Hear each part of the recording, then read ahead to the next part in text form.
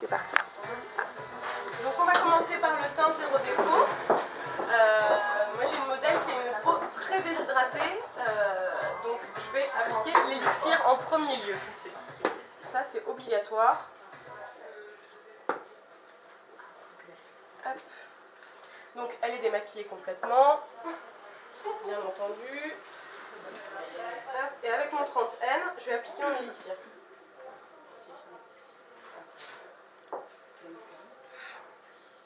Donc on n'en applique jamais trop, fais attention de ne pas en mettre beaucoup, parce que sinon après ça va faire des peluches s'il y a trop de matière sur le visage.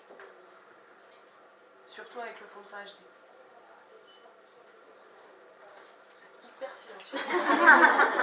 Je m'attendais à plein de questions, du bruit, et en fait non. Elle a déjà une super belle peau quand même.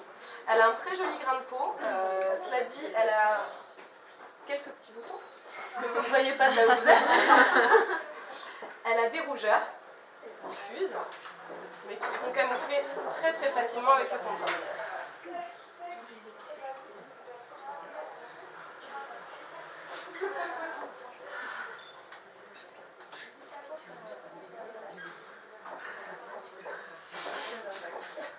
Voilà, donc là j'ai préparé ma peau, je vais pouvoir appliquer ma base. Donc j'ai choisi la transparente, la numéro 0, dans la gamme HD. Et ça va avoir un rôle protecteur. Ça va faire comme une fine couche protectrice sur tout le visage. Donc partout où vous allez mettre du maquillage, on applique de la base en premier. Non seulement ça protège, mais en plus ça permettra une meilleure tenue du maquillage ensuite.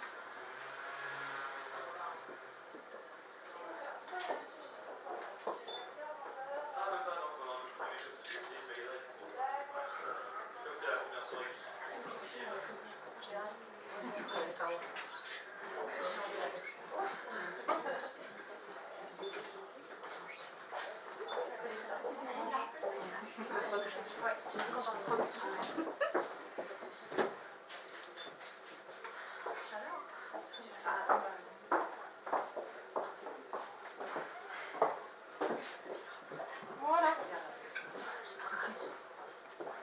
Donc la peau est préparée, je vais pouvoir commencer à unifier. Donc moi j'ai choisi le tenseur pour elle, pas le fond de teint HD parce que ce serait trop poudré pour son type de peau. Vu qu'elle est très très déshydratée, elle va avoir tendance à boire le fond de teint. Donc si je ne mets pas quelque chose d'hyper hydratant et d'hyper nourrissant, ça ne va pas lui convenir. Ça y est, c'est comment J'arrive toujours pas à saisir la différence entre une peau déshydratée et une peau sèche. Alors, peau sèche, on manque d'huile, peau déshydratée, on manque d'eau. Voilà, donc on peut avoir une peau très grasse et déshydratée. D'accord. Voilà. Ok. Donc là, elle a une peau mixte, donc sèche et grasse, et déshydratée. La totale. C'est dommage d'être venue.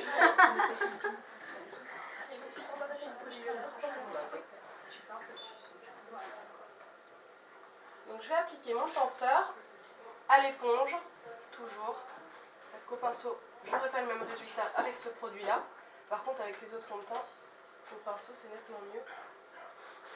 Mais là, l'éponge est obligatoire.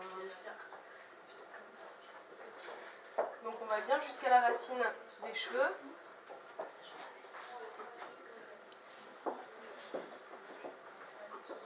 Alors comment on sait qu'on a la peau sèche ou déshydratée? Alors, peau sèche. Quand on vient de prendre sa douche, on a des tiraillements. Sèche, ça se sent quoi. On a la peau qui pèle. On a des petites dards. Déjà, on brille jamais, enfin très rarement. Pas de brillance dans la journée, voilà. Et peau déshydratée, en fait, vous allez pouvoir le voir quand en fait vous plissez votre peau comme ça, vous allez avoir des petites strips de déshydratation qui vont se voir. Et peau grasse, bon, ben ça se détecte assez facilement. Je crois que je suis déshydratée. Moi aussi, je crois. Moi aussi, je brille.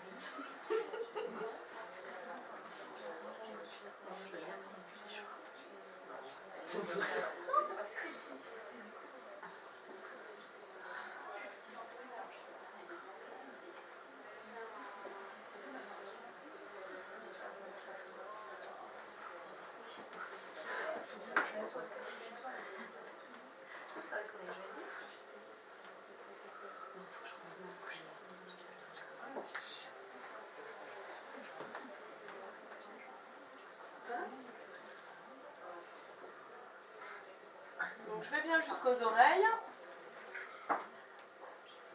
pour éviter les démarcations. Et pour l'application, en fait, on va étirer là où on n'a pas besoin de couvrance et tapoter là où on a besoin de couvrance, tout simplement.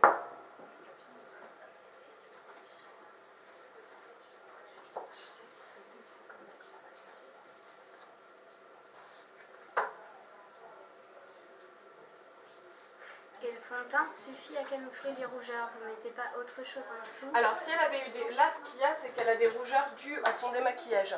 D'accord. Pardon. Non, si elle avait eu des... Si elle a...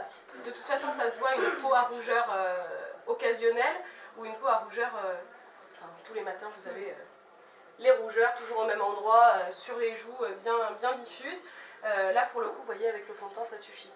Si on avait eu des rougeurs un peu plus importantes, on aurait mis, en plus de notre base transparente, au niveau des rougeurs, une base verte. Voilà, qui aurait déjà atténué mes rougeurs et qui aurait suffi avec le fond de teint.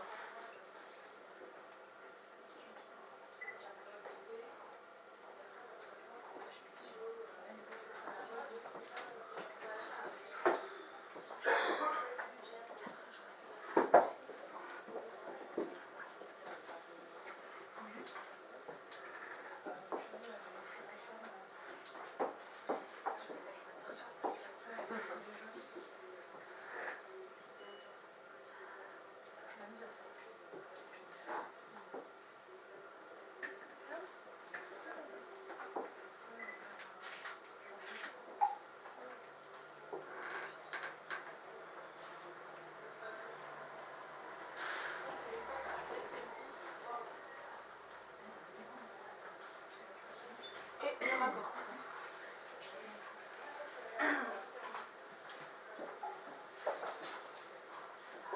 Bon, là je vous ai pas expliqué, mais je suppose que vous savez comment choisir un fond de teint. Au poignet? Jamais. Bien joué.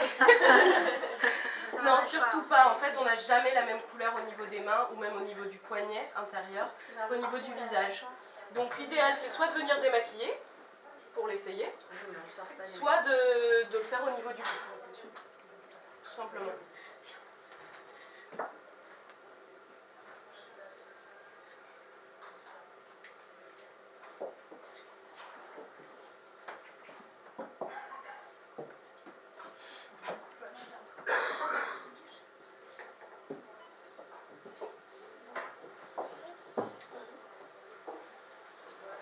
Voilà, et là j'ai 0 rougeur. Donc le teint, il est fait. Hop. Donc je vais pouvoir travailler ma poudre HD. Non, je vais mettre l'anti-cerne d'ailleurs d'abord. Hop. Donc là pour le coup, par contre, j'utilise le HD. Le numéro 315, vu qu'elle a la peau assez claire, que je vais mélanger un tout petit peu à mon fond de teint. Hop. Vous voyez, pour l'anti-cerne, j'ai choisi une demi-teinte plus claire. Donc je choisis toujours un tout petit peu plus clair. Et moi, je le mélange toujours un petit peu à mon fond de teint, comme ça mon fondu se fait 3 fois plus rapidement.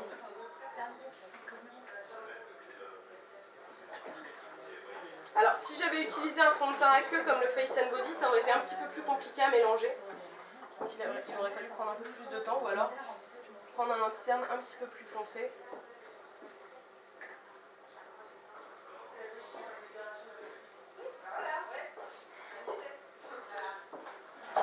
J'ai de la chance parce que même si elle a des rougeurs, elle n'a pratiquement pas de cerne.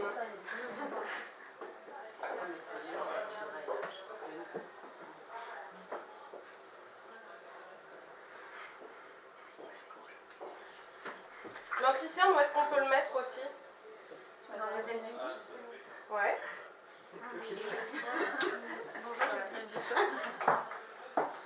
Les ailes du nez, au niveau du sillon nasogénien, s'il est prononcé, là pour le coup ça fait du tout la peine.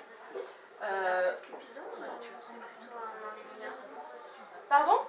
Sur l'arc de Cupidon. Pourquoi pas? Pourquoi pas? Là où en fait on veut donner de la lumière, donc oui, ça peut être sympa. Au niveau des pommettes, au niveau de l'arcade, sourcilière. On va se faire un fond de teint anti-cerne.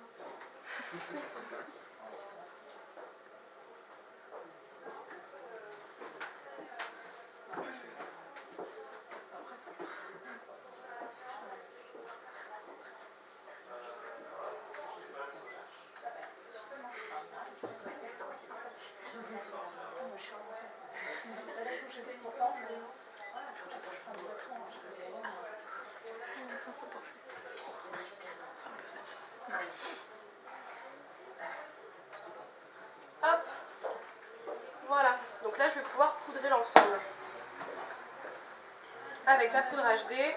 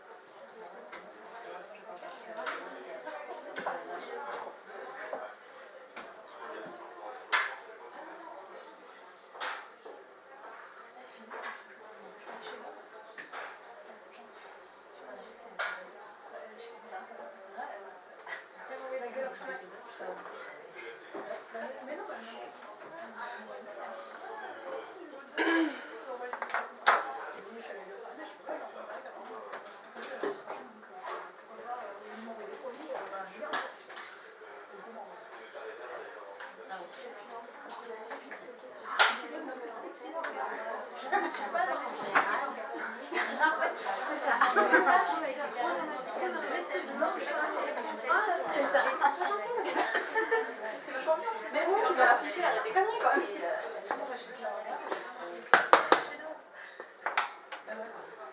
Je vais pas chier pour regarder.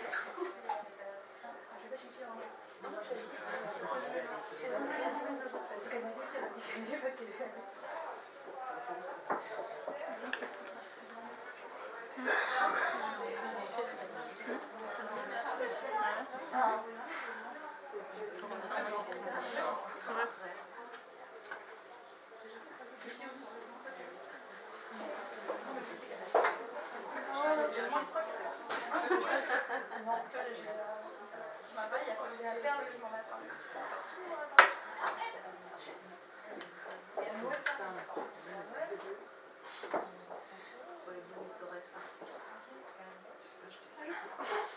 Hop, et voilà, notre teint il est terminé.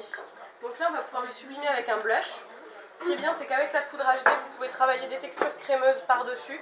Elle est tellement légère que ça pose pas de problème. Avec une autre poudre, c'est plus compliqué, ça vous fait des peluches et des traces, des trous, enfin bon. Là, vraiment, je peux faire ce que je veux dessus. Donc moi j'ai choisi le numéro 6, c'est un pêche que je pourrais utiliser avec n'importe quelle couleur après. Donc vous pouvez choisir un noir ou un bleu pour le smoky, c'est pas grave, ça changera rien pour elle. Hop. Avec mon 55 N.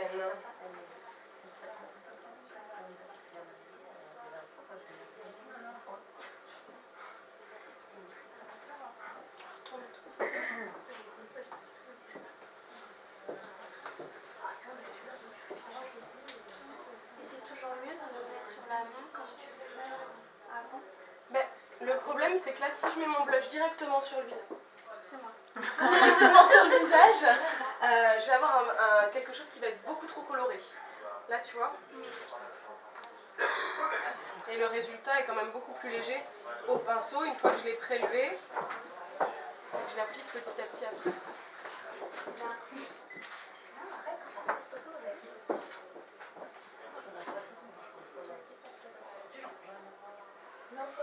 Et là, en fait, au niveau de l'application, ça commence directement quasi à la tempe, c'est ça? Là, en fait, je l'applique vraiment sur son os, sur sa pommette. Donc, je commence au début et je m'arrête à la fin.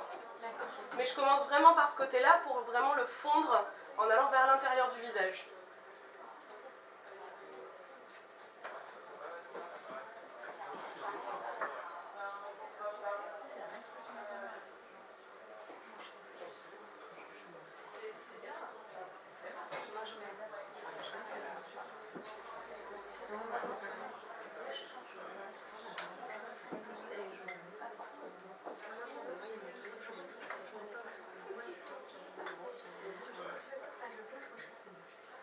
Voilà, et là j'ai mon blush. Donc là le teint il est terminé. Est-ce que ça vous paraît simple? Oui?